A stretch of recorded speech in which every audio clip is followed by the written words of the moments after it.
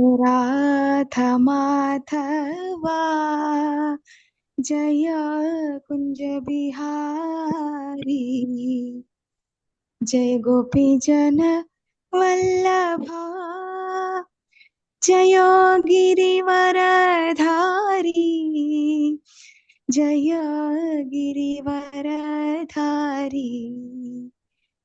जय गोपी जन वल्लभा जय गिरिवरधारी जय गिरिवरधारी जय यशोदनंदन व्रज जनरंजन यशोदनंदन व्रज जनरंजन यमुना तीरावन चारी जय राधा माधवा जय कुंज बिहारी जय राधा माधवा कुंज बिहारी हरे कृष्णा कृष्णा कृष्णा हरे हरे हरे रामा राम राम हरे हरे हरे कृष्ण माताजी दंड प्रणाम हरे कृष्ण थैंक यू माताजी हरे कृष्ण हरे कृष्ण തുടങ്ങാമോ പ്രഭു ഹരേ കൃഷ്ണ മാതാജി ഹരേ കൃഷ്ണ ഹരേ കൃഷ്ണ ഓം നമോ ഭഗവതേ വാസുദേവായ ഓം നമോ ഭഗവതേ വാസുദേവായ ഓം നമോ ഭഗവതേ വാസുദേവായ ഓം അജ്ഞാനതിമിരാന്തസ്യ ജ്ഞാനാഞ്ജനശലാകയാ ചക്ഷുരുന്മീലിതം യേന തസ്മൈ ശ്രീഗുരവേ നമഃ ഗുരവേ ഗൗരചന്ദ്രായ രാധികായൈ തദാലേ കൃഷ്ണായ കൃഷ്ണഭക്തായ തദ്ഭക്തായ നമോ നമഃ ഹരേ കൃഷ്ണ കൃഷ്ണ കൃഷ്ണ ഹരേ ഹരേ ഹരേ രാമ രാമ രാമ ഹരേ ഹരേ നന്ദഗന്ധർപ്പകൃതാവിലാസം കിശോരചന്ദ്രം രസിയേന്ദുശേഖരം ശ്യാമം മഹാസുന്ദരതാവിതാനം ശ്രീകൃഷ്ണചന്ദ്രം ശരണം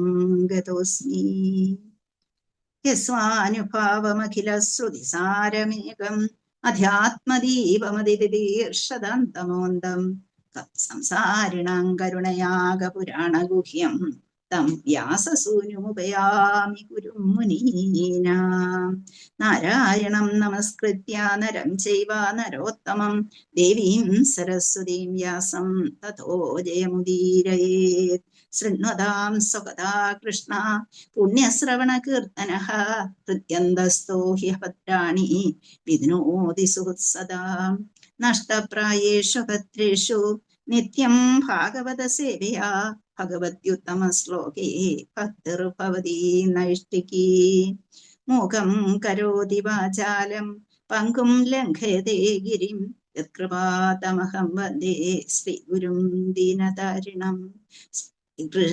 ശ്രീചൈതന്യമീശ്വരം പരമാനന്ദമാധവം ഹരേ കൃഷ്ണ കൃഷ്ണ കൃഷ്ണ ഹരേ ഹരേ ഹരേ രാമ രാമ രാമ ഹരേ ഹരേ ബർഹാപീഠം നടവരവപുക്കർണയോ കർണികാരം ബിഭ്രദ്വാസകനകകപിശം വൈജയന്തിം ച മാലാം യന്ത്രാൻ വേണോരധരസുതയാ പൂരയൻ ഗോപവൃന്ദൈർ വൃന്ദാരണ്യം സപദരമണം പ്രാവിശദ്ഗീതകീർത്തിം ആനന്ദലീലാമയ വിഗ്രഹായ ഹേമാഭദിവ്യശ്ച വിസുന്ദരായ തസ്മൈ മഹാപ്രേമരസപ്രദായ ചൈതന്യചന്ദ്രായ നമോ നമസ്തേ.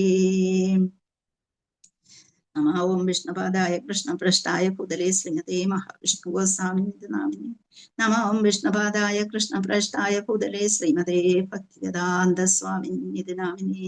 നമസ്തേ സരസ്വതേ ദേവേ ഗൗരവാണി പ്രചാരിണേ നിർവിശേഷ ശൂന്യവാദി പാശ്ചാത്യദേശധാരിണേ. ജയ ശ്രീകൃഷ്ണ ചൈതന്യ പ്രഭു നിത്യാനന്ദ ശ്രീ അദ്വൈത ഗദാധര ശ്രീവാസാദി ഗൗരഭക്ത വൃന്ദ കീ ജയ്. ഹരേ കൃഷ്ണ കൃഷ്ണ കൃഷ്ണ ഹരേ ഹരേ, ഹരേ രാമ രാമ രാമ ഹരേ ഹരേ. ഹരേ കൃഷ്ണ. എല്ലാവർക്കും ഒരു ഭാഗവതം ക്ലാസ്സിലേക്ക് കൂടി സ്വാഗതം. ഹരേ കൃഷ്ണ. ഹരേ കൃഷ്ണ മാതാജി. ഹരേ കൃഷ്ണ. എല്ലാവരും ഒന്ന് ഹരേ കൃഷ്ണ പറയൂ.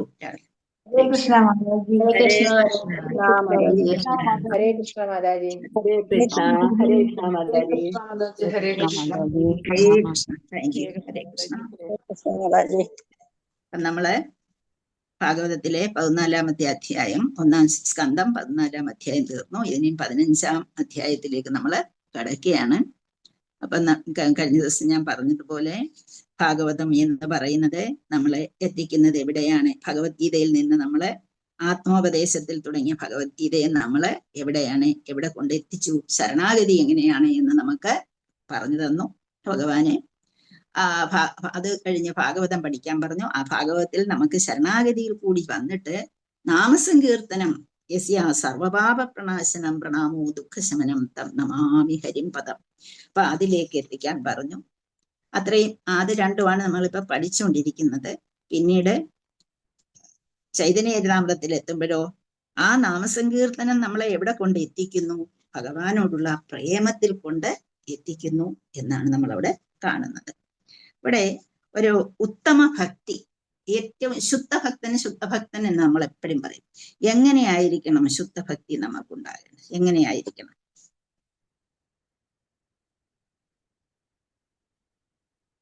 നമുക്കിന്നില്ലാത്തത്, നമുക്കത് വേണമെന്ന് നമ്മൾ ആഗ്രഹിച്ചുകൊണ്ടിരിക്കുന്നത് അല്ലേ? അപ്പൊ അതെങ്ങനെയായിരിക്കണം? നമുക്കത് കിട്ടിയിരുന്നെങ്കിൽ എന്ന് നമുക്ക് ആഗ്രഹമുണ്ട്, പക്ഷെ നമുക്ക് അതിന് കഴിയുന്നില്ല. ഹരേ കൃഷ്ണ മാതാജി. ഭഗവാനെ മാത്രം ചിന്തിച്ചോണ്ടിരിക്കുന്നതാണ്. ഭഗവാനെ അപ്പൊ നമ്മുടെ ഡ്യൂട്ടീസും അവിടെ ഉണ്ട്.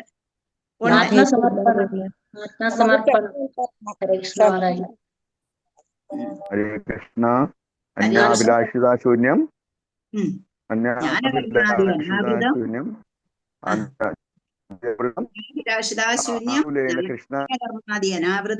അനുകൂലേന കൃഷ്ണ അനുശീലനം ഭക്തിരുച്ചതേ.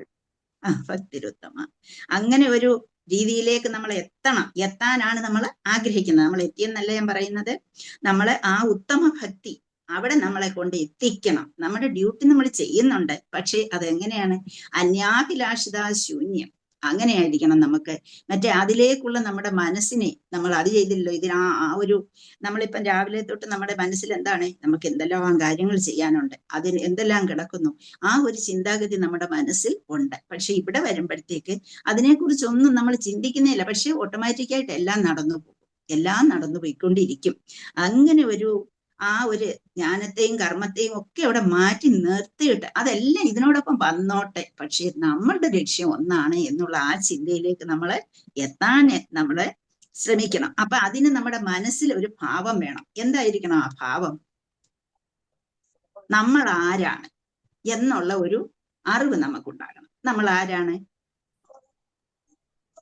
കൃഷ്ണേര നിത്യദാസ. ദാസാന് ദാസൻ അല്ലേ?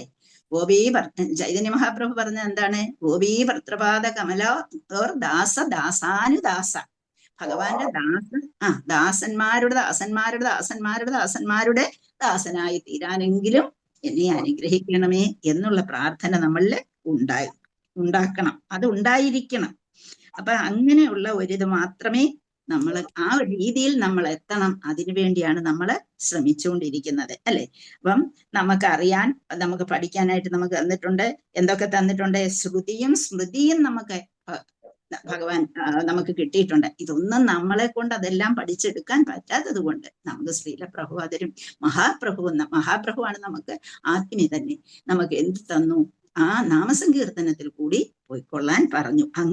അങ്ങനെ നമ്മൾ എവിടെ എത്തുന്നു, ആ ഒരു ഭക്തിയുടെ ഒരു ലെവലിലേക്ക് നമ്മൾ വരാൻ ശ്രമിച്ചുകൊണ്ട് ഇരിക്കുന്നു എന്നുള്ളത്. അപ്പൊ നമ്മളെ ഭാഗവതം പഠിക്കുന്നു, ഭാഗവതം പഠിക്കുമ്പോഴേ അയ്യോ എനിക്കൊന്നും മനസ്സിലാകുന്നില്ല എന്നുള്ള ആ ഒരു ചിന്താഗതി വരാതെ എനിക്ക് കിട്ടുന്നത് എന്റെ ഭഗവാൻ തരുന്നതാണ് എന്നുള്ള ആ ഒരു ചിന്താഗതിയോടുകൂടി നമ്മൾ മുന്നോട്ട് പോകണം. അപ്പം നമ്മള് നാമജപം ഒരു ഭാഗത്ത് വേണം, ഭക്തിയുത സേവനം ഒരു ഭാഗത്ത് വേണം.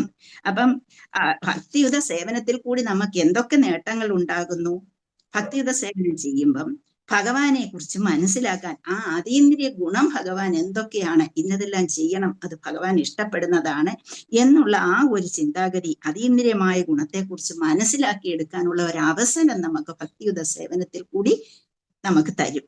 പിന്നെ ഭഗവാന്റെ വിഭൂതികൾ എന്തൊക്കെയാണ് അതിനെക്കുറിച്ച് ചിന്തിക്കാൻ ഒരു അവസരം കിട്ടും. പിന്നെ ഭഗവാന്റെ വിഭിന്നാംശങ്ങളാണ് നമ്മള്. അപ്പൊ നമ്മൾ ചെയ്യുന്ന ഓരോ പ്രവൃത്തിയും ഭഗവാൻ ഇഷ്ടപ്പെടണമേ, അങ്ങയുടെ വിഭിന്നാംശമാണ് ഞാൻ, അതുകൊണ്ട് ഞാൻ ചെയ്യുന്ന ഓരോ പ്രവൃത്തിയും അങ്ങേക്ക് ഇഷ്ടപ്പെടണമേ, ആ ഒരു രീതിയിൽ കൂടി നമ്മൾ ഭക്തിയുത സേവനം ചെയ്യണം. അതുപോലെ ഭഗവാൻ പരിപൂർണനാണ്, പക്ഷെ ഞാൻ അവിടെയെങ്ങും അല്ല, ഞാനും ഭഗവാനും ഒന്നാണ് എന്നുള്ള ആ ചിന്താഗതി അങ്ങ് മാറ്റിക്കളഞ്ഞിട്ട് ആ ഒരു ഇതിലേക്ക് നമ്മൾ എത്തണം. ഭഗവാൻ പരിപൂർണനായിരിക്കുന്ന ആ ഭഗവാന്റെ ഒരുപോലെ അല്ല, അതിനും താഴെയാണ് ഞാൻ എന്നുള്ള ഒരു ചിന്താഗതിയിൽ കൂടി നമ്മള് വരണം. അപ്പൊ ആ രീതിയിലേക്ക് നമ്മൾ എത്തണം. അപ്പം അങ്ങനെ പല കാര്യങ്ങളിൽ കൂടി ഭക്തി സഞ്ജായതേ ഭക്തി എന്നാ പറയുന്നത്. അപ്പൊ എങ്ങനെ അതിന്റെ അർത്ഥം എന്താണ്? ഭക്തി സഞ്ജായതേ ഭക്തി എന്ന് പറഞ്ഞാൽ അതിന്റെ അർത്ഥം എന്താണ്? ഒരു ഭക്തനിൽ നിന്ന്, ശുദ്ധഭക്തനെ നമുക്ക് എപ്പോഴും കണ്ടെത്താൻ പറ്റത്തില്ല, ഒരു ഭക്തനിൽ നിന്ന് നമുക്ക് ഭക്തി കിട്ടും. അതുകൊണ്ട് ഏതൊരു ഭക്തൻ ആയാലും ശരി, അവരുടെ വാക്കുകളെ നമ്മൾ തൃണവൽക്കരിച്ചാർക്കൊന്നും അറിയില്ല, അങ്ങനെയാണ് ഇങ്ങനെയാണ് എന്നുള്ള രീതിയിൽ നമ്മൾ പോകാതിരിക്കാൻ ശ്രമിക്കണം. അതാണ് ഭക്തിയുത സേവനം കൊണ്ട് മാത്രമേ പരമദിവ്യോത്തമ കൃഷ്ണനെ നമുക്ക് സ്വന്തമായി കിട്ടിയുള്ളൂ. നാമസങ്കീർത്തനവും ഭക്തിയുത സേവനം ഇത് ഏറ്റവും പൂർണ്ണമാകണം എന്നുള്ള ചിന്താഗതി നമ്മളിൽ ഉണ്ടാകണം. പിന്നെ ഭഗവാന്റെ പ്രധാന ശക്തി, ഇപ്പം നമ്മൾ പഠിച്ചതിൽ നിന്ന് നമ്മൾ മനസ്സിലാക്കി കുറെ കാര്യങ്ങള് നമ്മൾ പഠിച്ചു. ആ കാര്യങ്ങളൊക്കെ നിങ്ങളുടെ മനസ്സിലുണ്ടോ എന്ന് എനിക്കറിയില്ലെങ്കിലും, പിന്നെ ഭഗവാന്റെ അന്തരംഗ ശക്തി എവിടെയാണ്, ഭഗവാന്റെ ബഹിരംഗ ശക്തി എവിടെയാണ്, അതുപോലെ ഭഗവാന്റെ തടസ്ഥ ശക്തി എവിടെയാണ്, ഇത് മൂന്നും ആർക്കെങ്കിലും ഒന്ന് പറയാമോ? ഹരേ കൃഷ്ണ.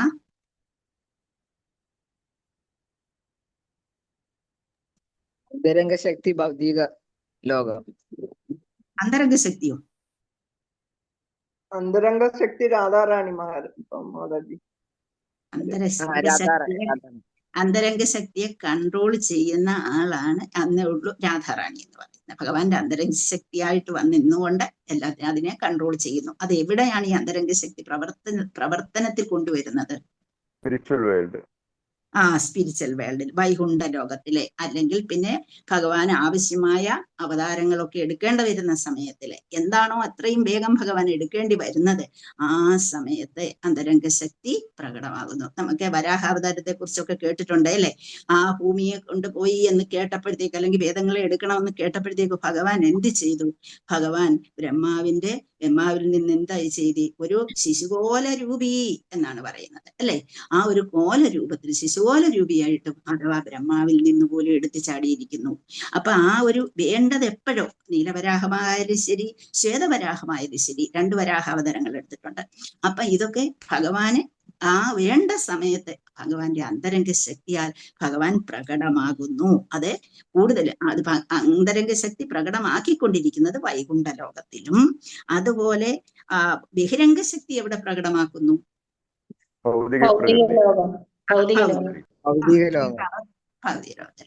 അതുപോലെ തടസ്ഥ ശക്തിയോ? ജീവാത്മാക്കൾ. ഭഗവാൻ പ്രത്യേകിച്ച് പറഞ്ഞിട്ടുണ്ട്, ഏതേ ചാംശകലാപുംസ കൃഷ്ണസ്തു ഭഗവാൻ.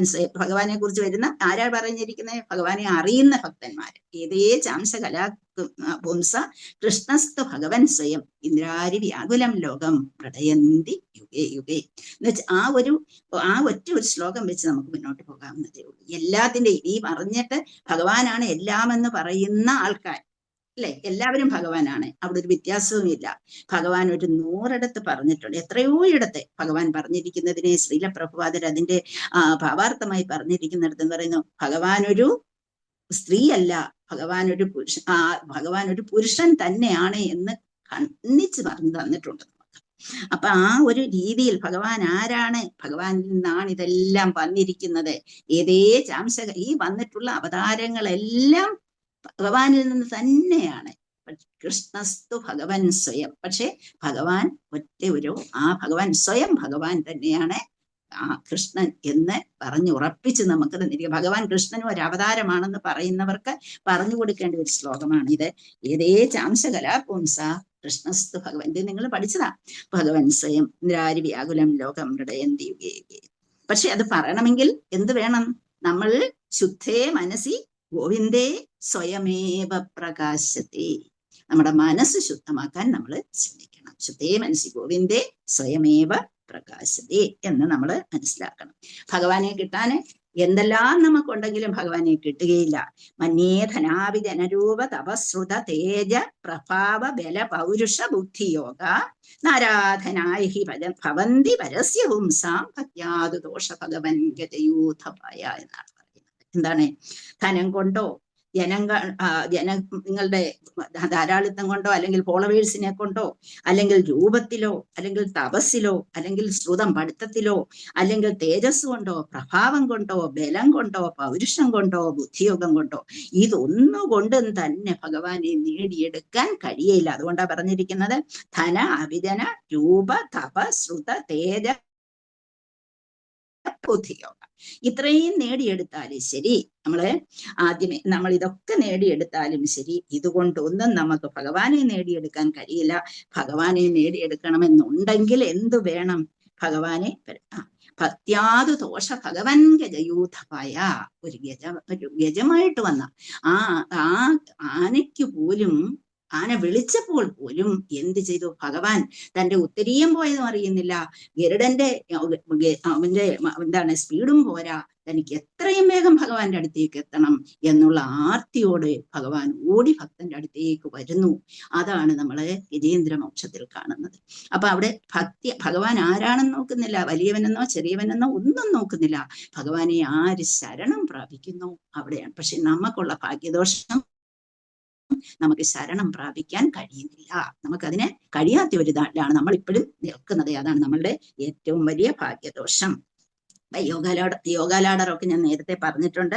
എന്നാ ഭഗവത്ഗീത എടുത്തപ്പോഴാ പറഞ്ഞത്, ആദ്യമേ നമ്മളെ ആൾക്കാരുടെ വിവിധ രൂപങ്ങൾ നോക്കിയാൽ ആദ്യമേ നമ്മൾ ചില ആൾക്കാർ ഒരു ആനിമലിസ്റ്റിക് ലൈഫായിരിക്കും. ഒരു മൃഗത്തെ പോലെ ജീവിച്ചു പോകുന്നു, എന്തെങ്കിലുമൊക്കെ ചെയ്യുന്നു, വീട്ടിലെന്തെങ്കിലുമൊക്കെ ചെയ്യുന്നു, ആഹാരം കഴിക്കുന്നു, ഇങ്ങനെ ജീവിച്ച് ഒരു മൃഗജീവിതം നടത്തിക്കൊണ്ട് പോകുന്ന ആനിമലിസ്റ്റിക് ലൈഫായിരിക്കും.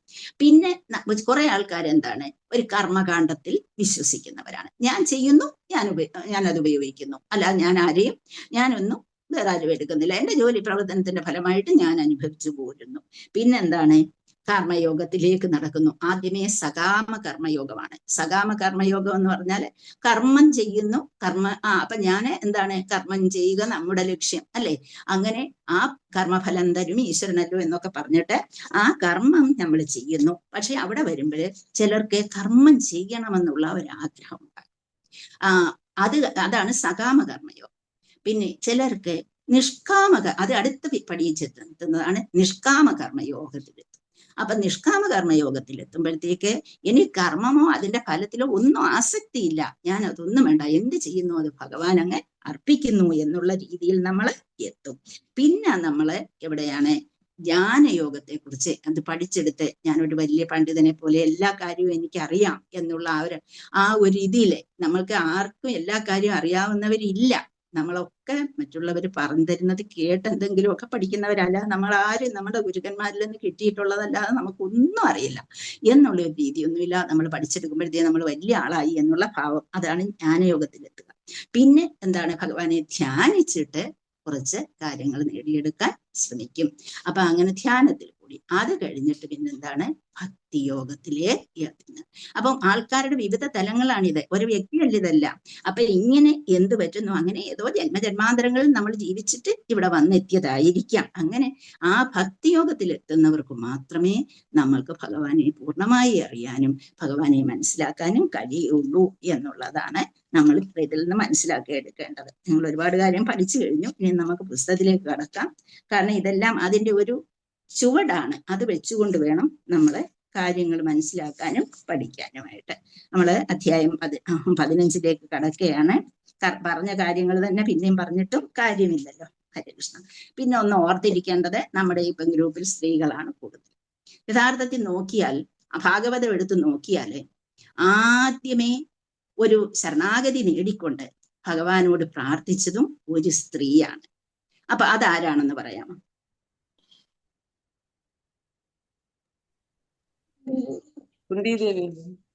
എന്തോ? ദേവി അല്ല, അതിനു മുമ്പേ ഒരു സ്ത്രീരത്നം ഭഗവാന്റെ അടുത്ത് പ്രാർത്ഥിച്ചു. കൃഷ്ണ മാതാജി, 2 പുത്രന്മാര് വയസ്സായിട്ട്, അതല്ലേ മാതാജി അവരുടെ അമ്മ? എനിക്ക് പേരോർമ്മയില്ല. അല്ല മാതാവി, ആദ്യമായിട്ട് നമ്മൾ ഭാഗവതത്തിൽ പ്രാർത്ഥിക്കുന്നത് കേൾക്കുന്നത് ഉത്തരാദേവിയുടെ പ്രാർത്ഥനയാണ്. കാരണം എന്താണ്? ബ്രഹ്മാസ്ത്രം എന്റെ മകനെ ദഹിപ്പിക്കാൻ വരുന്നു, എന്നെ എങ്ങനെങ്കിലും എന്നെ രക്ഷിക്കണേ എന്നും പറഞ്ഞു ഓടി. ഏതാ ശ്ലോകം ഞാൻ ബൈഹാർട്ട് ചെയ്യണമെന്ന് എല്ലാവരുടെയും പറഞ്ഞിരുന്നതാണ്. ആരും ബൈഹാർട്ട് ചെയ്തില്ല എന്നിപ്പോ എനിക്ക് മനസ്സിലായി. എന്താണ്? പാഹി പാഹി മഹായോഗിൻ ദേവദേവ ജഗൽപതി നാന്യന്തഭയം പശ്യേ എത്ര മൃത്യോ പരസ്പരം. എന്നെ രക്ഷിച്ചില്ലെങ്കിലും വേണ്ടില്ല, എന്റെ കുഞ്ഞിനെ രക്ഷിക്കണേ. പാണ്ഡവരുടെ വംശത്തിലെ ഏക സന്തതിയാണ്, ഏക പുരുഷ സന്തതിയാണ്. അതിനെ രക്ഷിക്കണേ. അതിനെ രക്ഷിക്കാൻ വേണ്ടി ഓടി കൃഷ്ണന്റെ അടുത്തേക്ക് വരുന്നു. ഓർമ്മയില്ല നിങ്ങൾക്ക് ആർക്കും?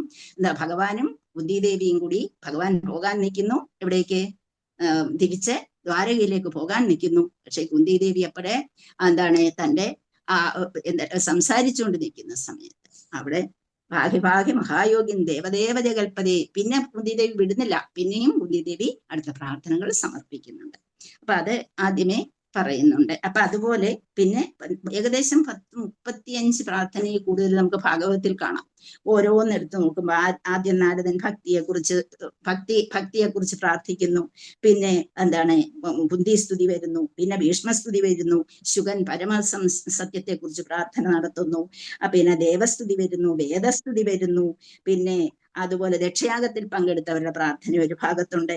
അതുപോലെ പിന്നെ പൃഥുമഹാരാജാവിന്റെ പ്രാർത്ഥന, രുദ്രഗീത, പ്രചേതസ്സുകളുടെ സ്തുതി, ദക്ഷസ്തുതി, ദേവന്മാരുടെ സ്തുതി, ചിത്രകേതുവിന്റെ സ്തുതി എന്ന് പറഞ്ഞാൽ പിന്നീട് അങ്ങോട്ട് പ്രാർത്ഥനകളേ ഉള്ളൂ. ഇഷ്ടം പോലെ 35 പ്രാർത്ഥനകളാണ് സാധാരണ എന്ന് തോന്നുന്നു. 35-36 ഉണ്ട് പ്രാർത്ഥനകൾ ഇഷ്ടം പോലെ ഉണ്ട്. ഇവിടെ നമ്മളിപ്പോ കാണിക്കുന്നത്, ഇവിടെ പഠിക്കുന്നത് നമ്മള് എന്താണ്, പാണ്ഡവര് യഥാസമയം എന്താണ് വിരമിക്കുന്നു എന്നുള്ള. ആദ്യമേ നമുക്ക് ഇതിനെക്കുറിച്ച് ഒരു ഹിന്റ് ഇങ്ങ് തരികയാണ് ചെയ്യുന്നത്.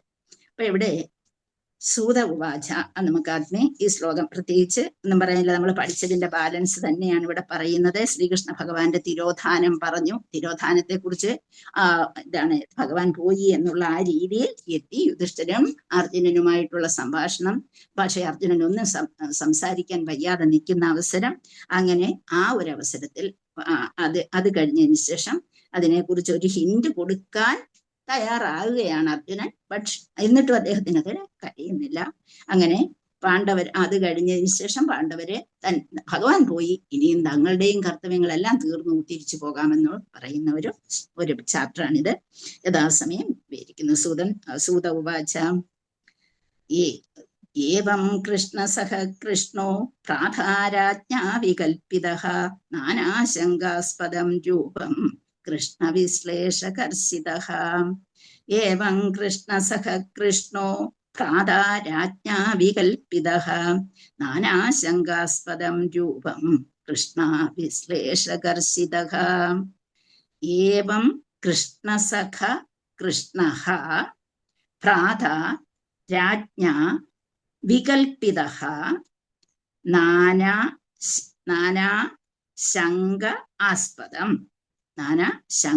ആസ്പദം രൂപം കൃഷ്ണ വിശ്ലേഷ കർഷിതഃ. ഏവം കൃഷ്ണസഖ കൃഷ്ണോ പ്രാധാരാജ്ഞാ വികൽപിതഃ നാനാശങ്കാസ്പദം രൂപം കൃഷ്ണ വിശ്ലേഷകർഷിതഃ. അപ്പൊ അതിലെ അറിയാൻ വയ്യാത്ത വാക്കുകളെ ഏവം ഏവ എന്ന് പറഞ്ഞാൽ ഈ രീതിയിൽ കൃഷ്ണസഹ കൃഷ്ണന്റെ പ്രധാനപ്പെട്ട മിത്രം കൃഷ്ണഹ ഇവിടെ പറഞ്ഞിരിക്കുന്നത് കൃഷ്ണസഹ കൃഷ്ണോ എന്നാണ് പറഞ്ഞിരിക്കുന്നത്. കൃഷ്ണഹ അർജുനൻ പ്രാധ നമ്മളെ കൃഷ്ണ എന്ന വാക്ക് ദ്രൗപദിക്ക് അർജുനനെ ഒക്കെ പറയുന്നുണ്ട്. പ്രാധ അദ്ദേഹത്തിന്റെ മൂത്ത സഹോദരനായിരിക്കുന്ന ആള് പ്രാധ രാജ്ഞ പ്രാധ രാജ്ഞ രാജ്ഞ യുധിഷ്ഠിരൻ വികൽപിത അദ്ദേഹം ചിന്തിച്ചു നോക്കി.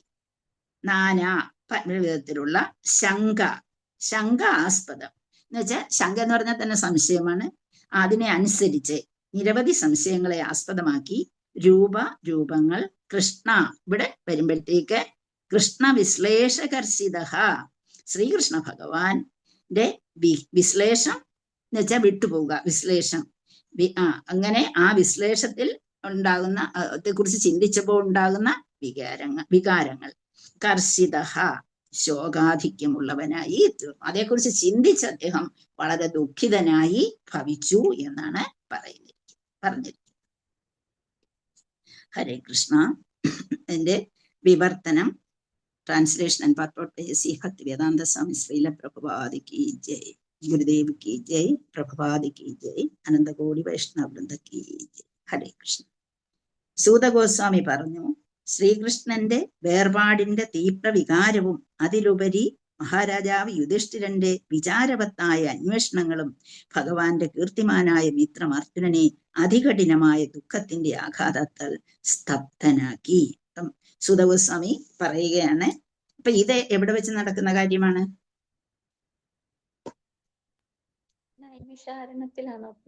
എന്തോ ഭാഗവതം നമ്മൾ പഠിക്കുന്ന ഏതൊക്കെ സ്റ്റേജിൽ വെച്ചുള്ള കാര്യങ്ങളാണ് പഠിക്കുന്നത്? ഗംഗാതീരത്ത് വെച്ച് ശുകദേവ് ഗോസ്വാമി പറഞ്ഞു കൊടുക്കുന്നത് ഒരു ഭാഗത്ത് പറയുന്നുണ്ട്. അതുപോലെ നൈമിശാരണ്യത്തിൽ വെച്ച് സൂത ഗോസ്വാമി പറഞ്ഞു കൊടുക്കുക. ഇതിപ്പോ സൂത ഗോസ്വാമി പറഞ്ഞു കൊടുക്കുന്നതാണ്. അപ്പം ആ കൃഷ്ണൻ പോയി എന്നുള്ള ആ വേർപാടിന്റെ വികാരവും അങ്ങനെയുള്ള അതുപോലെ യുധിഷ്ഠിരന്റെ അന്വേഷണങ്ങളും എല്ലാം അർജുനനെ കൂടുതൽ ദുഃഖം കൊണ്ട് ഒന്നും പറയാൻ വയ്യാത്ത രീതിയിലേക്കായി. ഇത്ര സമർത്ഥനായ അർജുനനാണ് ഇവിടെ ദുഃഖത്തിലായിരിക്കുന്നത്. അപ്പം അർജുനനെ എന്താണ് ചെയ്യേണ്ടതെന്ന് അറിഞ്ഞുകൂടാ, എന്താണ് പറയേണ്ടതെന്ന് അറിഞ്ഞുകൂടാ. തന്റെ ചേട്ടൻ ഇങ്ങനെ ക്വസ്റ്റ്യൻസ് ചോദിച്ചുകൊണ്ടിരിക്കുന്നു. ഈ അന്വേഷണങ്ങൾക്കൊന്നും നേരാൻ വേണം മറുപടി പറയാൻ അദ്ദേഹത്തിന് കഴിഞ്ഞില്ല. സിറ്റുവേഷൻസ് എല്ലാം നിങ്ങൾക്ക് അറിയാം. അതുകൊണ്ട് ഞാൻ അതിനെക്കുറിച്ചൊന്നും വിശദീകരിക്കുന്നില്ല. നമുക്ക് വേഗം ശ്ലോകം പഠിച്ചങ്ങ് പോവാം. വായിച്ചോളൂ ശ്ലോകം. ഹരേ കൃഷ്ണ.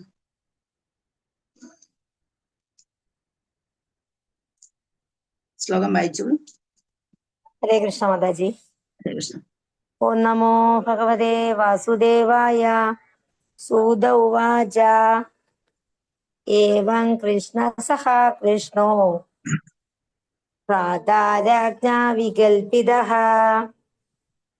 നാനാശങ്കാസ്പദം രൂപം കൃഷ്ണ വിശ്ലേഷകർഷിതഃ. ഹരേ കൃഷ്ണ മാതാജി. ഹരേ കൃഷ്ണ. ഒരാളുടെ വായിക്കും. ഹരേ കൃഷ്ണ. ഹരേ കൃഷ്ണ. ഒരാളുടെ വായിക്കും ആരെങ്കിലും. ഹരേ കൃഷ്ണ. നമോ ഭഗവതേ വാസുദേവായ.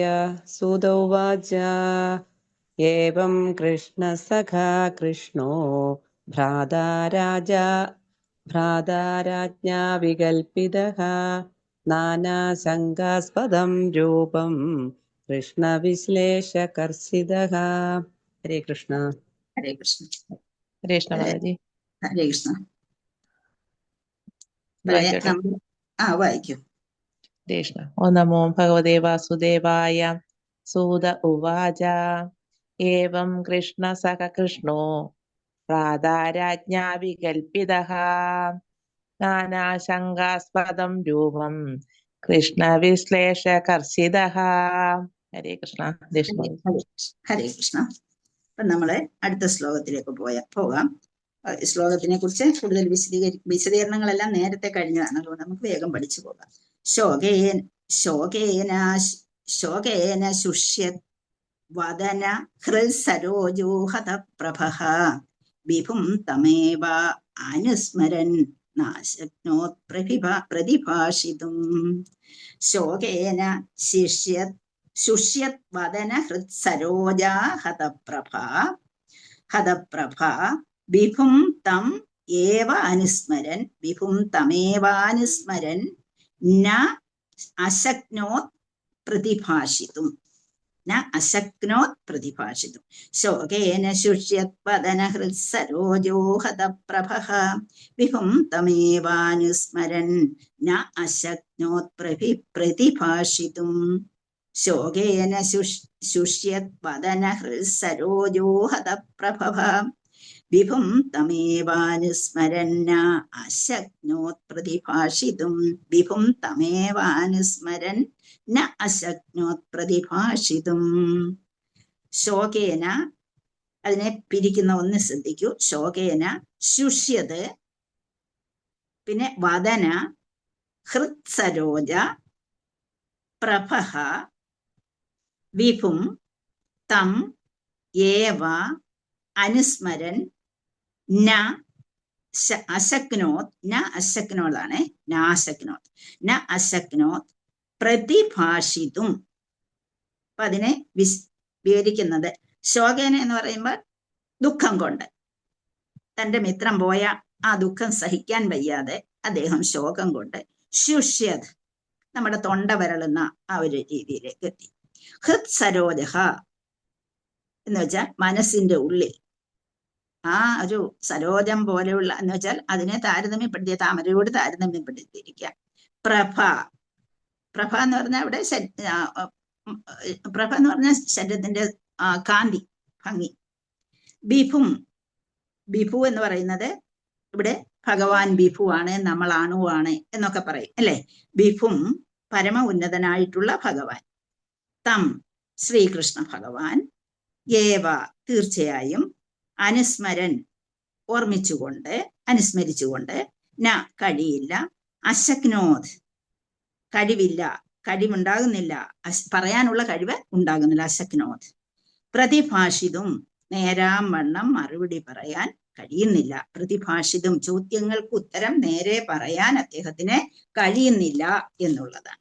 അപ്പം പ്രതിഭാഷിതും ശോകേന ശുഷ്യത് വദന ഹൃത്സരോജ ഹതപ്രഭ വിഭും തമേവ അനുസ്മരൻ ന അശക്നോത് പ്രതിഭാഷിതും ശോകേന ശുഷ്യത് വദന ഹൃത്സരോജോ ഹതപ്രഭഃ വിഭും തമേവ അനുസ്മരൻ ന അശക്നോത് പ്രതിഭാഷിതും ശോകേന ശുഷ്യത് വദന ഹൃത്സരോജോ ഹതപ്രഭഃ വിഭും തമേവാനുസ്മരൻ നാശക്നോത് പ്രതിഭാഷിതും.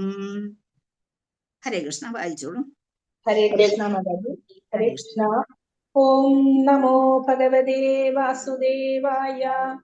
ശോകേന ശുഷ്വദ്വദന ഹൃത്സരോജോ ഹതപ്രഭഃ വിഭും തമേവാനൻ അനുസ്മരൻ നാശക്നോത് പ്രതിഭാഷിതും. ഹരേ കൃഷ്ണ. ഹരേ കൃഷ്ണ. ഓം നമോ ഭഗവതേ വാസുദേവായ. ശോകേനാശുഷ്യദ്വദന ഹൃത്സരോജോ ഹതപ്രഭ വിഭും തമേവനുസ്മരൻ നാശക്നോത് പ്രതിഭാഷിതും. ഹരേ കൃഷ്ണ. ഹരേ കൃഷ്ണ. ഇവിടെ ഇതിന്റെ വിവർത്തനം അർത്ഥം മനസ്സിലായാലും ഏതെങ്കിലും വാക്ക് കിട്ടാത്തതുണ്ടെങ്കിൽ ചോദിച്ചോണം. വിവർത്തനം ട്രാൻസ്ലേഷൻ ദുഃഖാധിക്യത്താൽ പീഡിതനായിരുന്ന അർജുനന്റെ കണ്ഠവും ഹൃദയാംബുജവും വരണ്ടിരുന്നു. അദ്ദേഹത്തിന്റെ എല്ലാ തേജസ്സും നഷ്ടപ്പെട്ടിരുന്നു. പരമദിവ്യോത്തമ കൃഷ്ണനെ സ്മരിച്ചതിനാൽ ഒരു വാക്കുപോലും പ്രതിവചിക്കുവാൻ അദ്ദേഹത്തിന് ആയില്ല. അദ്ദേഹം ആപത്തെല്ലാം കഴിഞ്ഞിട്ടാണ് അദ്ദേഹം തിരിച്ചു വരുന്നത്. ഭഗവാൻ പോയത് ആ ഒരു സങ്കടം അദ്ദേഹത്തിന്റെ മനസ്സിൽ നിറഞ്ഞു നിൽക്കുകയാണ്. അതോടുകൂടി അദ്ദേഹത്തിന്റെ തേജസ് എല്ലാം നഷ്ടപ്പെട്ടിരുന്നു. ഭഗവാൻ പോയതോടുകൂടി അദ്ദേഹത്തിന് പരാജയങ്ങളും ഉണ്ടായി. അങ്ങനെ അദ്ദേഹത്തിന്റെ മനസ്സ് ആകെ ദുഃഖം കൊണ്ട് നിറഞ്ഞിരുന്നു. അതുകൊണ്ട് ഒന്നും തിരിച്ചു പറയാൻ അദ്ദേഹത്തിന് കഴിഞ്ഞില്ല എന്നുള്ളതാണ് ഇവിടെ പറഞ്ഞിരിക്കുന്നത്. കാരണം നമ്മള് ഏതെങ്കിലും വിഷമം വരുന്ന അവസരത്തിൽ, സങ്കടം കൊണ്ട് മനസ്സ് നിറഞ്ഞിരിക്കുന്ന അവസരത്തിൽ ആരെന്ത് ചോദിച്ചാലും നമുക്ക് പറയാൻ കഴിയില്ല. ആ ഒരു സ്റ്റേജിലായിരുന്നു അർജുനന്റെ അപ്പോഴത്തെ ഭാവപ്രകടനങ്ങളെല്ലാം തന്നെ. കാരണം അദ്ദേഹം ഭഗവാൻ പോയി കഴിഞ്ഞു. അതുപോലെ തന്നെ അദ്ദേഹത്തിന് ഏൽപ്പിച്ചിട്ട് പോയ കാര്യങ്ങൾ, അദ്ദേഹത്തിന്റെ എന്താണ്, ഈ രാജ്ഞിമാരെ ഒക്കെ സംരക്ഷിക്കാൻ അദ്ദേഹത്തിന് കഴിയും എന്നുള്ള ഒരു വിശ്വാസം ഉണ്ടായിരുന്നു. പക്ഷേ അദ്ദേഹത്തിന്റെ ഗാന്ധീവം പ്രവർത്തനരഹിതമായി മാറിയപ്പോൾ അദ്ദേഹത്തിന്റെ സാമർഥ്യം മുഴുവൻ അതിലായിരുന്നു. അപ്പൊ അത് പ്രവർത്തിക്കാതെ വന്നപ്പോൾ അദ്ദേഹത്തിനുണ്ടായ വിഷമം ഒരു ഭാഗത്തെ, കൃഷ്ണൻ കൂടെ നിന്ന് മറഞ്ഞു എന്നുള്ളതൊരു ഭാഗത്തെ. അപ്പം ആ അതോടുകൂടി സർവ്വതും നഷ്ടപ്പെട്ട ഭാവത്തിൽ ഭഗവാൻ തന്നിൽ നിന്ന് പോയി കഴിഞ്ഞപ്പോൾ, തന്നിൽ നിന്ന് ഒരിക്കലും ഭഗവാൻ പോകുന്നില്ല എന്ന് നമുക്കറിയാം. അദ്ദേഹത്തിന് വ്യക്തമായിട്ട് അറിയാവുന്ന കാര്യമാണ്. എങ്കിൽ പോലും എപ്പോഴും സഖാവായിട്ട്, എപ്പോഴും സംസാരിച്ചുകൊണ്ട് ഏതാപത്തിലും രക്ഷിക്കാനായിട്ട്, എന്ത് പ്രശ്നം വരുമ്പോഴും കൃഷ്ണ കൃഷ്ണ മഹാബാഹോ ഭക്താനാം അഭയങ്കര ത്വമേകോ ദഹ്യമാനാനാം അപവർക്കോസി സംസ്കൃതേ. കയ്യിൽ ഗാന്ധീവമുണ്ട്, എല്ലാം ചെയ്യാനുള്ള കഴിവുണ്ട്. അങ്ങനെ നിന്നിരുന്ന അവസരത്തിൽ പോലും അർജുനൻ എന്താണ്, തന്റെ മകനെ അവര് വെട്ടിക്കൊന്നിരിക്കുന്നു അവരവരെ. അപ്പോ ആ സമയത്ത് പോലും അദ്ദേഹം എന്ത് ചെയ്തു? കൃഷ്ണനോട് ചോദിച്ചിട്ടാണ് അദ്ദേഹം എന്ത് പ്രവർത്തിച്ചത്? ഇനി അടുത്തത് എന്താണ് ഞാൻ ചെയ്യേണ്ടത്? ബ്രഹ്മാസ്ത്രം ഉപയോഗിക്കണോ, ബ്രഹ്മാസ്ത്രം അയക്കണോ, എന്ത് ചെയ്യണം എന്നുള്ളത് ഭഗവാന്റെ ഇച്ഛയ്ക്കാണ് വിട്ടത്, അല്ലാതെ സ്വന്തമായി ചെയ്യുകയായിരുന്നില്ല. അങ്ങനെ ചോദിച്ചുകൊണ്ടാണ് അദ്ദേഹം ഭഗവാനോട് തൻ്റെ എല്ലാ വിവിധ വികാരങ്ങളെ അദ്ദേഹം പ്രകടമാക്കിയിരുന്നു. എപ്പോഴെല്ലാം ഭഗവാനോട് ചോദിക്കാതെ അർജുനൻ എന്തെങ്കിലും ചെയ്തിട്ടുണ്ടോ? നമുക്കറിയാം, ബ്രാഹ്മണകുമാരന്മാരെ രക്ഷിക്കാൻ ഞാൻ ചെയ്തു കൊള്ളാം എന്ന് പറഞ്ഞതൊക്കെ, ആ കഥകളൊക്കെ നമുക്കറിയാം അല്ലേ? അതുപോലെ ജയദ്രഥന്റെ കഥ, ജയദ്രഥനെ വധിക്കുമെന്ന് പറഞ്ഞത്.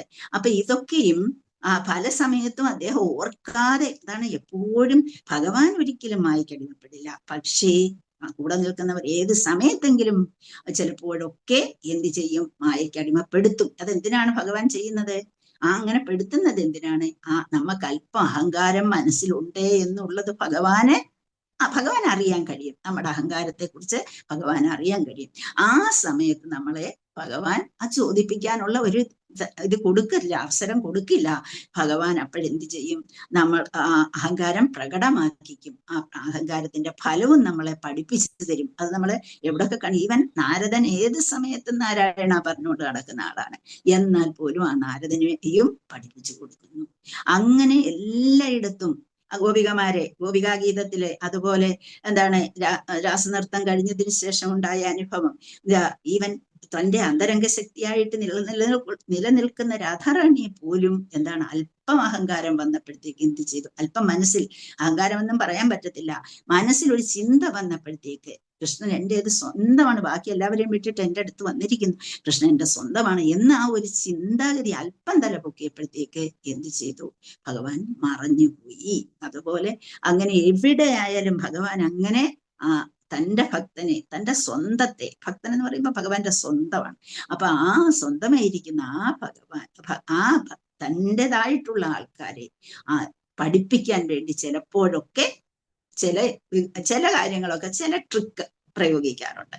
അപ്പം ഭഗവാനെ ഏത് സമയത്തും അർജുനൻ ഇവിടെ ഭഗവാനോട് ചോദിക്കാതെ ഒന്നും ചെയ്യാത്തവർ ആളാണ്.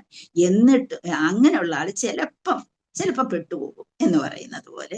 അപ്പൊ ഇവിടെ എന്താണ്, ഭഗവാനെ കുറിച്ച് അങ്ങനെ കൃഷ്ണ കൃഷ്ണ മഹാബാഹോ എന്ന് വിളിച്ചുകൊണ്ട് അങ്ങനെ ഭക്തനെ, എപ്പോഴും ഭക്തന്റെ കൂടെയുള്ള ആ ഭഗവാനെ അങ്ങനെ ആ ഭഗവാനെ കുറിച്ച് ഓർത്തപ്പോഴേക്കും അദ്ദേഹത്തിന് ഒന്നും വന്നില്ല, വാക്കുകളൊന്നും പ്രകടമായില്ല എന്നുള്ളതാണ്. ഹരേ കൃഷ്ണ. ശ്ലോകം 3. കൃച്ഛ്രേണ സംസ്തഭ്യശുചഃ പാണിനാമൃത്യനേത്രയോഃ പരോക്ഷേണ സമുന്നത് പ്രണയാത് കണ്ഠ്യകാദരഃ. കൃച്ഛ്രേണ സംസ്തഭ്യശുചഃ ശുചഃ പാണിനാമൃത്യ നേത്രയോഃ പ്രാണിന ആമൃത്യ നേത്രയോഃ പരോക്ഷേണ സമുന്നദ്ധ പ്രണയ ഔത്കണ്ഠ്യ കാദരഃ. കൃച്ഛ്രേണ സംസ്തഭ്യശുചഃ പാണിനാമൃത്യ നേത്രയോഃ പരോക്ഷേണ സമുന്നദ്ധ പ്രണയ ഔത്കണ്ഠ്യ കാദരഃ.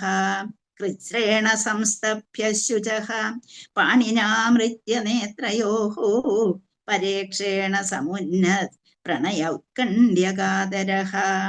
കൃച്ഛ്രേണ എന്ന് വെച്ചാൽ വളരെ പ്രയാസപ്പെട്ടിട്ട്. സംസ്തഭ്യ ശുചഃ. സംസ്തഭ്യ ശുച എന്ന് പറയുന്നത് എന്റെ ഏറ്റവും പ്രിയപ്പെട്ടവനായിരിക്കുന്ന ആ ഭഗവാന്റെ ആ വിയോഗത്തെ വളരെ പ്രയാസപ്പെട്ട് നിയന്ത്രിച്ചുകൊണ്ട് പാണിന അദ്ദേഹത്തെ പാണി കരങ്ങളാൽ ആമൃജ്യ എന്ന് വെച്ചാൽ കണ്ണുനീർ തുടച്ചുകൊണ്ട് നേത്രയോഹോ നേത്രങ്ങൾ പരോക്ഷേണ കാഴ്ചയ്ക്ക് അതീതനായിരിക്കുന്നത് നമുക്ക് കാണാൻ വയ്യാത്തത് അതാണ് പരോക്ഷം. പ്രത്യക്ഷം പരോക്ഷം. പരോക്ഷേണ സമുന്നത വർദ്ധിച്ചു വരുന്ന പ്രണയ ഔത്കണ്ഠ്യ ഭഗവാന്റെ കാരുണ്യത്തെ കുറിച്ച് തീവ്രം അങ്ങനെ ചിന്തിച്ചുകൊണ്ട് കാതരനായി വിഷമത്തിലായി. അപ്പം കൃച്ഛ്രേണ അത്യന്തം പ്രയാസത്തോടുകൂടി സംസ്തഭ്യ ശുചക ഉറ്റമിത്രത്തിന്റെ വിയോഗത്തെ കുറിച്ച് ചിന്തിച്ചിട്ട് പാണിന അദ്ദേഹത്തിന്റെ കരങ്ങളാൽ ആമൃജ്യ തുടച്ചുകൊണ്ട് നേത്രയോഹോ നേത്രങ്ങൾ പരോക്ഷേണ കാഴ്ചയ്ക്ക് അതീതനായതിനാൽ സമുന്നത വർദ്ധിച്ചു വരുന്ന പ്രണയ ഔത്കണ്ഠ്യ ആ സ്നേഹത്തെ കുറിച്ച് അദ്ദേഹത്തിന്റെ മനസ്സിൽ ഭഗവാനുള്ള ആ വികാരം അലയടിക്കുന്നു. തീവ്രമായി ചിന്തിച്ച് കാതര വിഷമത്തിലായി അദ്ദേഹം വിഷമിച്ചു എന്നുള്ളതാണ്. അപ്പൊ നേത്രങ്ങളിൽ നിറഞ്ഞ ദുഃഖാശ്രുക്കളെ അദ്ദേഹം വളരെ പ്രയാസപ്പെട്ട് നിയന്ത്രിച്ചു. കൃഷ്ണൻ പോയി എന്നുള്ളതും അദ്ദേഹത്തിന് സഹിക്കാനാകുന്നില്ല. തന്റെ ദൃഷ്ടിപഥത്തിന് അതീതനായിരിക്കുന്നു ഭഗവാൻ. അദ്ദേഹത്തിന് വളരെ മനസ്താപം ഉണ്ടായി. ഭഗവാൻ പോകുമെന്ന് എല്ലാവർക്കും അറിയാം. പക്ഷേ അദ്ദേഹം പോയി കഴിഞ്ഞപ്പോൾ അത് നിയന്ത്രിക്കാൻ കഴിയാതെയായി. ഭഗവാനുള്ള സ്നേഹം വർദ്ധമാനമായി അദ്ദേഹത്തിന് അനുഭവപ്പെടുകയും ചെയ്തു. ഹരേ കൃഷ്ണ. വായിച്ചോളൂ. ഹരേ കൃഷ്ണ. ഓം നമോ ഭഗവതേ വാസുദേവായ. കൃച്ഛേണ സംസ്ത്രഭ്യ ശുച പാണിനാമൃജ്യ നേത്രയോ പരോക്ഷേണ സമുന്നത പ്രണയായ ഉത്കണ്ഠ്യകാതര. ഹരേ കൃഷ്ണ. ഹരേ കൃഷ്ണ. നമോ ഭഗവതേ വാസുദേവായ. കൃച്ഛ്രേണ സംസ്തുഭ്യ ശുച പാണിനാം മൃജനേത്രയോ പരേഷേണ സമുന്നത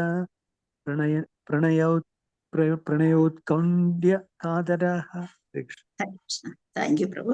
പരോക്ഷേണ സമുന്നത് പ്രണയ ഉത്കണ്ഠ്യ കാതരഃ. അപ്പൊ നമ്മളെ ആ വരുമ്പം ഹ ചേർക്കും, ഈ വരുമ്പം ഹി ചേർക്കും അല്ലെ. ഇവിടെ നേത്രയോ എന്ന് വന്നതുകൊണ്ട് നേത്രയോഹോ എന്നെടുക്കണം. കൃച്ഛ്രേണ സംസ്തഭ്യ ശുചഃ പാണിനാമൃത്യ നേത്രയോഹോ പരോക്ഷേണ സമുന്നത് പ്രണയ ഔത്കണ്ഠ്യ കാതരഃ. അപ്പൊ അത് എന്താണ്? വൈഷമ്യത്തിലായി. അദ്ദേഹത്തിന് ഒന്നും പറയാൻ വയ്യാത്ത ദുഃഖിതനായി എന്ന് വേണമെങ്കിൽ പറയാം. വൈഷമ്യം അല്ല, അതിനപ്പുറം അങ്ങ് ദുഃഖം കൊണ്ട് നിറഞ്ഞു നിൽക്കുന്നു അർജുനൻ. അപ്പൊ നേത്രങ്ങളിൽ കണ്ണുകളിൽ ഇങ്ങനെ നമുക്കറിയാം ഏറ്റവും പ്രയാസം ഉണ്ടാകുമ്പോൾ അറിയാതെ പോലും കണ്ണുകളിൽ നിന്ന് അശ്രുക്കൾ വരും. പുരുഷന്മാർക്ക് വളരെ കുറവാണത്. എങ്കിലും ഇത് അത്രമാത്രം വലിയൊരു സംഭവമായതുകൊണ്ട് വളരെ സമർത്ഥനായ അർജുനന് പോലും ഇത് കണ്ണുനീർ പ്രവാഹം ഉണ്ടായി എന്നാണ് പറയുക. അപ്പൊ കണ്ണുകളിൽ വന്ന് നിറഞ്ഞ ദുഃഖാശ്രുക്കളെ അദ്ദേഹം വളരെ ആയാസപ്പെട്ട് നിയന്ത്രിച്ചു നിർത്തി. ശ്രീകൃഷ്ണ ഭഗവാൻ തന്റെ ദൃഷ്ടിപഥത്തിന് അതീതനായി പോയല്ലോ എന്നുള്ള, എനിക്ക് ഓടിച്ചെന്നിട്ട് കൃഷ്ണ സഖേ എന്നൊന്നും വിളിക്കാൻ എനിക്ക് കഴിയുന്നില്ലല്ലോ എന്നുള്ള ആ ഒരു ഭാവത്തിൽ, കാരണം കൃഷ്ണനുണ്ട്, തന്റെ ഉള്ളിലുണ്ടെന്നറിയാം, പക്ഷെ അത് വിളിക്കാൻ നമുക്ക് കിട്ടുകയില്ലല്ലോ, നമുക്ക് വിളിച്ചാൽ കേൾക്കുകയില്ലല്ലോ. ആ ഒരു ചിന്താഗതിയാൽ ദൃഷ്ടിപഥത്തിന് അതീതനായി പോയല്ലോ എന്ന് ഓർത്ത് അദ്ദേഹത്തിന് മനസ്താപം ഉണ്ടായി. ഭഗവാനോടുള്ള സ്നേഹം വർദ്ധിച്ച് അദ്ദേഹത്തിന് കൂടുതൽ സ്നേഹം വർദ്ധിച്ചു വന്നു.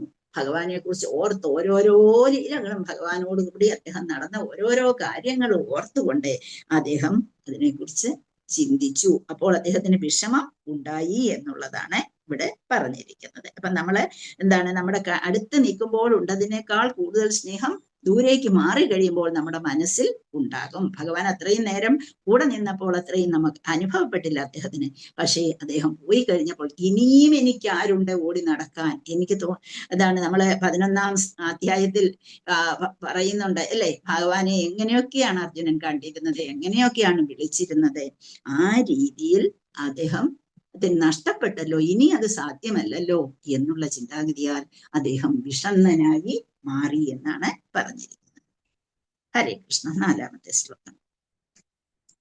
സഖ്യം മൈത്രീം സൗഹൃദം ച സാരഥ്യാദിഷു സംസ്മരൻ നൃപമഗ്രജമിത്യാഹ ബാഷ്പഗദ്ഗദയാ ഗിരാ സഖ്യം മൈത്രീം സൗഹൃദം ച സാരഥ്യാദിഷു സംസ്മരൻ നൃപം അഗ്രജമിത്യാഹ ബാഷ്പഗദ്ഗദയാ ഗിര. സഖ്യം മൈത്രീ സൗഹൃദം ച സാരഥ്യ ആദിഷു സംസ്മരൻ നൃപം അഗ്രജം ഇതി ആഹ ബാഷ്പ ഗദ്ഗദയാ ഗിര. സഖ്യം മൈത്രീം സൗഹൃദം ച. സഖ്യം എന്ന് വെച്ചാൽ വളരെ സഖ്യം നമുക്കറിയാം, ആ കൂട്ടുകാരനോടുള്ള ആ ഒരു അദ്ദേഹത്തിനോടുള്ള ആ അടുപ്പം, സഖ്യം. സഖ്യം പിന്നെ എന്താണ് ആ അദ്ദേഹത്തിന്റെ അവിടെ ചേർന്നുള്ള അടുപ്പത്തെ അതും മൈത്രി. മൈത്രി ഇവിടെ കൂട്ടുകെട്ട് എന്നുള്ള അർത്ഥമാണ് മലയാളത്തിലെങ്കിലും നമ്മൾ ഇവിടെ വരുമ്പോഴേ അദ്ദേഹത്തിന്റെ അനുഗ്രഹമാണ് മൈത്രി. പിന്നെ സൗഹൃദം, ഗാഠമായിട്ടുള്ള അടുപ്പം. പിന്നീട് സാരഥ്യാദിഷു, ഭഗവാനാണല്ലോ എനിക്ക് സാരഥിയായി നിന്നത് എന്നുള്ള ചിന്താഗതി. ഇത്രയും വലിയ ഭഗവാൻ, ലോക വൃന്ദാവനത്തിൽ നിന്നിരുന്ന ആ ഭഗവാൻ എന്റെ സാരഥിയായി എന്നോടൊപ്പം ഇരുന്നല്ലോ. എന്താണ് ഇത്രയും ദിവസം നടന്ന യുദ്ധത്തിൽ ഇത്രയും പേരയച്ച ഈ ദ്രോണാചാര്യരും ഭീഷ്മാചാര്യരും ഒക്കെ അയച്ച ആ വില്ലും അമ്പും അസ്ത്രങ്ങളെല്ലാം ആ ഒരു രഥത്തിൽ പിടിച്ചു നിന്നിരുന്നു അല്ലെ. ലാസ്റ്റിൽ ഇതെല്ലാം കഴിഞ്ഞിട്ട് അർജുനനെ ഇറക്കി വിട്ടതിന് ശേഷമാണ് ഭഗവാൻ അതിൽ നിന്ന് ഇറങ്ങുന്നത്. അതുവരെ ആദ്യം അർജുന ഇറങ്ങുന്ന പറഞ്ഞപ്പോൾ വേണ്ട, ഞാൻ പിന്നീട് ഇറങ്ങിക്കോളാം, കൃഷ്ണൻ ഇറങ്ങിക്കോ എന്ന് പറഞ്ഞപ്പോ കേൾക്കുന്നില്ല അല്ലെ. എന്താണ് പറയുന്നത്, കൃഷ്ണൻ പറയുന്നത് നീ ഇവിടെ ഇറങ്ങാൻ നിർബന്ധിച്ച് ഇറക്കി വിടുന്നു. അത് കഴിഞ്ഞ് കുറെ കഴിഞ്ഞതിന് ശേഷമാണ് ഭഗവാൻ ഇറങ്ങുന്നത്. എന്തുകൊണ്ടാ അങ്ങനെ ഇറക്കി വിടാഞ്ഞത്? അങ്ങനെ ഇറക്കി വിട്ടത് എന്തിനാണ്? ഭഗവാൻ ഇറങ്ങിക്കഴിഞ്ഞാൽ വന്നിരിക്കുന്ന അതെല്ലാം പൊട്ടിത്തെറിക്കും, ആ രഥം പൊട്ടിത്തെറിച്ചു പോകും എന്നുള്ളത്. അതെല്ലാം ആ ഒരു ചിന്ത, അത്രമാത്രം സ്നേഹത്തോടുകൂടി അത്രമാത്രം കരുണയോടുകൂടി ആ കൂട്ടുകാരനെ സംരക്ഷിച്ച ഭഗവാൻ അങ്ങനെ ഒരു സമയത്തും ഭഗവനെ സംരക്ഷിച്ചുകൊണ്ട് കൂടെ ഉണ്ടായിരുന്നു എന്നുള്ളതാണ്. ബാഷ്പഗദ്ഗദയാ ഗിര. അങ്ങനെ ആ പ്രഭാഷണ രൂപേണ അദ്ദേഹം ഗദ്ഗദത്തോടുകൂടി സംസാരിച്ചു എന്ന്. അപ്പം വിവർത്തനം ശ്രീകൃഷ്ണ ഭഗവാനെയും അദ്ദേഹത്തിന്റെ ശുഭാശംസകളും ആശീർവാദങ്ങളും ഉറ്റ കുടുംബ ബന്ധങ്ങളും അദ്ദേഹത്തിന്റെ സാരഥ്യവും വിസ്മരിച്ചുകൊണ്ട് ആകുലചിത്തനായി ദീർഘമായി നിശ്വസിച്ച് ഗദ്ഗദത്തോടെ സംസാരിക്കാൻ ആരംഭിച്ചു. അപ്പം ഭഗവാനെ കുറിച്ച് ചിന്തിക്കുക, അദ്ദേഹം കൊടുത്തിട്ടുള്ള സ്നേഹവായ്പിനെ കുറിച്ച് ചിന്തിക്കുക, ആശംസകളെ കുറിച്ച് ചിന്തിക്കുക, എന്തെല്ലാം ആശീർവാദമാണ് നൽകിയിട്ടുള്ളത്, അതുപോലെ എങ്ങനെയുള്ള ഒരു കുടുംബ ബന്ധമാണ് അവർ തമ്മിൽ ഉണ്ടായിരുന്നത്, അദ്ദേഹത്തിന്റെ സാരഥ്യവും എല്ലാം സ്മരിച്ചുകൊണ്ട് ആകുലചിത്തനായി ദീർഘമായി നിശ്വസിച്ച് ഗദ്ഗദത്തോട് സംസാരിക്കാൻ ആരംഭിച്ചു. എന്താണ് ഈ കുടുംബ ബന്ധം എന്ന് അവിടെ പറയാൻ കാരണം?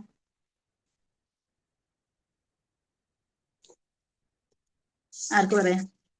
സുഭദ്രയെ അർജുനന് വിവാഹം കഴിച്ചു. അതുണ്ട്.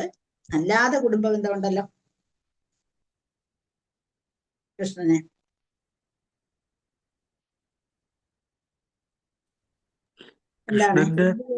കൃഷ്ണന്റെ അപ്പച്ചിയുടെ മോനാണ് അർജുനൻ. സഹോദരിയാണ്. അച്ഛൻ പെങ്ങൾ എന്ന് എപ്പോഴും പറയാറുണ്ട് അല്ലെ. അച്ഛൻ പെങ്ങളാണ്. അച്ഛന്റെ പെങ്ങളാണ്, സഹോദരിയാണ്.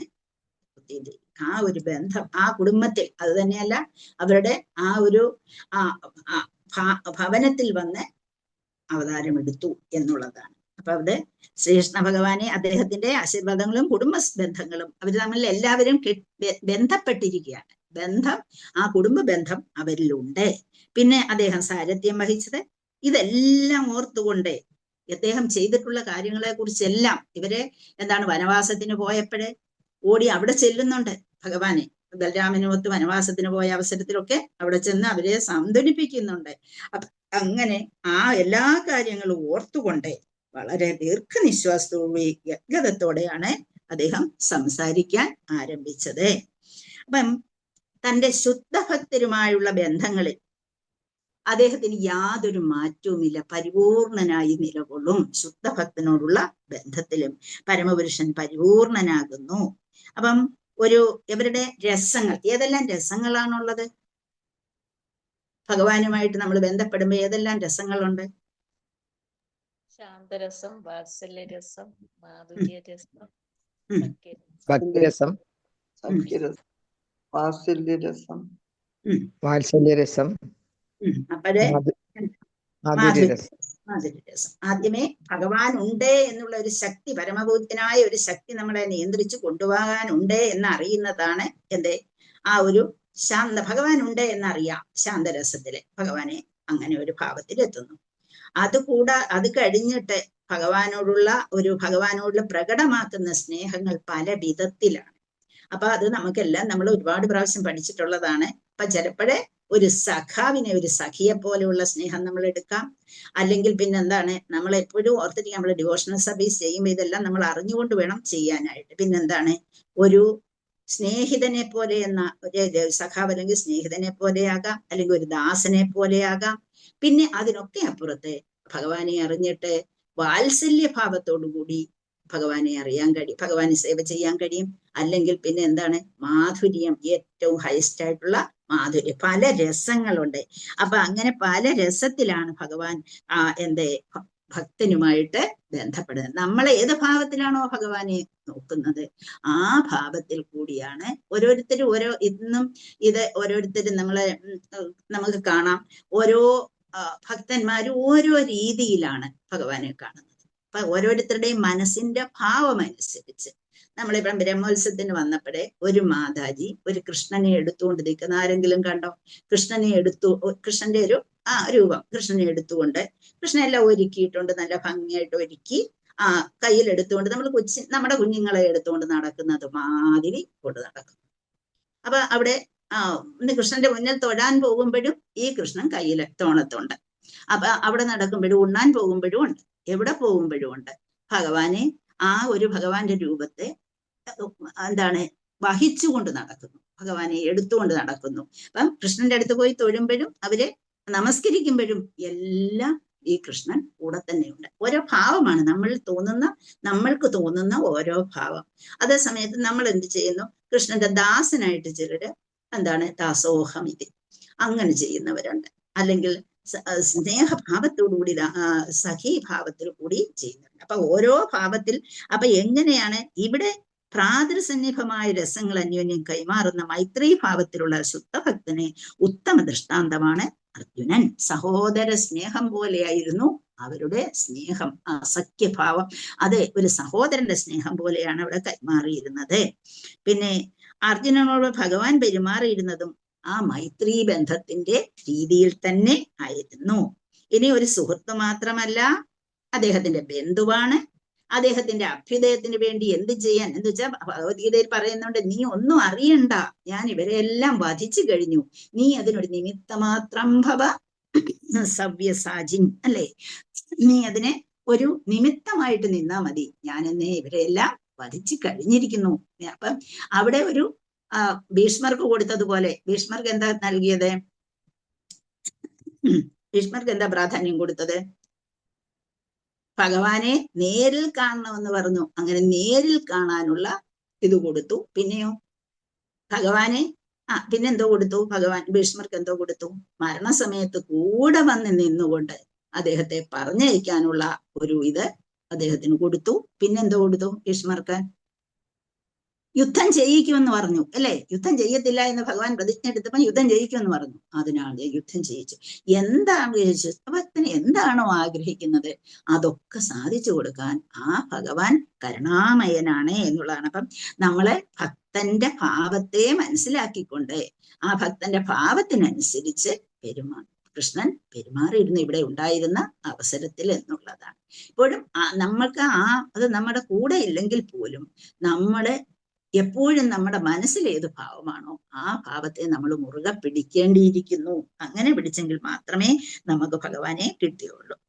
ഇനിയും അതുപോലെ നമുക്കറിയാം, മൈത്രി ബന്ധത്തെ കൂടുതൽ ദൃഢതരമാക്കുന്നതിന് സുഭദ്രയെ വിവാഹം കഴിച്ചു കൊടുക്കാൻ യഥാർത്ഥത്തിൽ ബലരാമന് ഇഷ്ടമില്ലായിരുന്നു, ദുര്യോധനന് കൊടുക്കാനായിരുന്നു താല്പര്യം. എന്നിട്ട് പോലും അതിനുള്ള സാഹചര്യം ഉണ്ടാക്കി കൊടുത്തത് കൃഷ്ണനാണ് എന്ന് നമുക്ക് കഥകളിൽ നിന്ന് മനസ്സിലാക്കാൻ കഴിയും. അങ്ങനെ ഒന്നുകൂടി ദൃഢതരമാക്കി മാറ്റുകയും ചെയ്തു. അപ്പൊ അങ്ങനെ ഒരു യുദ്ധം വരുന്നു. ആ യുദ്ധത്തിൽ ഒരു കുട്ടി ഉണ്ടാകണം. അവൻ സുഭദ്രയ്ക്ക് ഒരു കുഞ്ഞ് ഉണ്ടാകേണ്ടിയിരുന്നു യുദ്ധത്തിന് കാരണമായി ഭവിക്കാനായിട്ട്. യുദ്ധം കൂടുതൽ ഇതാക്കാൻ കാരണമായി ഭവിക്കുകയല്ല, സോറി, യുദ്ധത്തെ കൂടുതൽ ഒന്നുകൂടി ഉറപ്പുള്ളതാക്കി മാറ്റാൻ ആ കുട്ടി കാരണമായി മാറുകയും ചെയ്തു. അങ്ങനെ സ്വന്തം കുടുംബ ബന്ധുവായി അവരോടൊപ്പം എപ്പോഴും ഉണ്ടായിരുന്നു. യുദ്ധത്തിൽ ഉണ്ടായേക്കാവുന്ന എല്ലാവിധ അത്യാപത്തുകളിൽ നിന്നും അർജുനനെ സംരക്ഷിക്കാൻ അദ്ദേഹത്തിന് തേരാളിയാകാമെന്ന് ഭഗവാൻ സമ്മതം മൂളി. അപ്പൊ ഭഗവാൻ അറിയാം എന്തെല്ലാം പ്രശ്നങ്ങൾ ഉണ്ടാകുമ്പോഴും ഞാൻ കൂടെ ഉണ്ടെങ്കിൽ മാത്രമേ, കർണനുമായിട്ടുള്ള യുദ്ധമൊക്കെ നമുക്ക് അറിയാവുന്നതാണല്ലോ.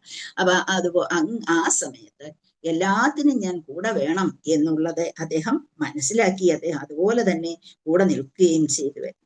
പിന്നെ പാണ്ഡവരുടെ ഭരണം നടക്കുന്ന സമയത്ത് ഭഗവാൻ നല്ല സന്തോഷവാനായി ധർമ്മത്തെ നിലനിർത്തി തന്റെ ഈ ലോകത്തിൽ ഇവിടെ ഈ ഭൂമിയിൽ ചെയ്യേണ്ട കർത്തവ്യങ്ങളെല്ലാം അദ്ദേഹം ചെയ്തിരിക്കുന്നതായിട്ട്, അതുപോലെ സമയമായപ്പോഴത്തേക്ക് തിരിച്ച് വിടേണ്ടവരെല്ലാം വിട്ടു, അല്ലെ? എത്ര പേരെ തൊട്ടിൽ കിടക്കുന്ന അവസരത്തിൽ തൊട്ട് അദ്ദേഹം അയക്കേണ്ടവരെല്ലാം വിട്ടുകഴിഞ്ഞു.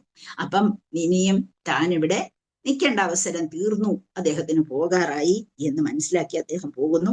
അപ്പൊ ഇങ്ങനെ അദ്ദേഹത്തിന്റെ സാരഥ്യവും അദ്ദേഹം ചെയ്ത കാര്യങ്ങളും അദ്ദേഹം കൂടെ അവരെ രക്ഷിച്ചതും അവർക്ക് വേണ്ടി എന്തെല്ലാം ചെയ്തിരുന്നു എന്നുള്ള കാര്യങ്ങളെല്ലാം ഓർത്ത് അദ്ദേഹം ബാഷ്പാകുലനായി തീർന്നു എന്നാണ് ഇവിടെ പറയുന്നത്. ഹരേ കൃഷ്ണ. പിന്നെ 5-ാമത്തെ ശ്ലോകം. അർജുന ഉവാച. അർജുനൻ സംസാരിക്കാൻ ആരംഭിക്കാം. വഞ്ചിതോഹം മഹാരാജ ഹരിണാ ബന്ധുരൂപിണ യേന മേ അപഹൃതം തേജോ ദേവവിസ്മാപനം മഹത്. വഞ്ചിതോഹം മഹാരാജ ഹരിണാ ബന്ധുരൂപിണ യേന മേ അപഹൃതം തേജോ ദേവവിസ്മാപനം മഹത്. അർജുനൻ പറയാൻ തുടങ്ങിയാണ്.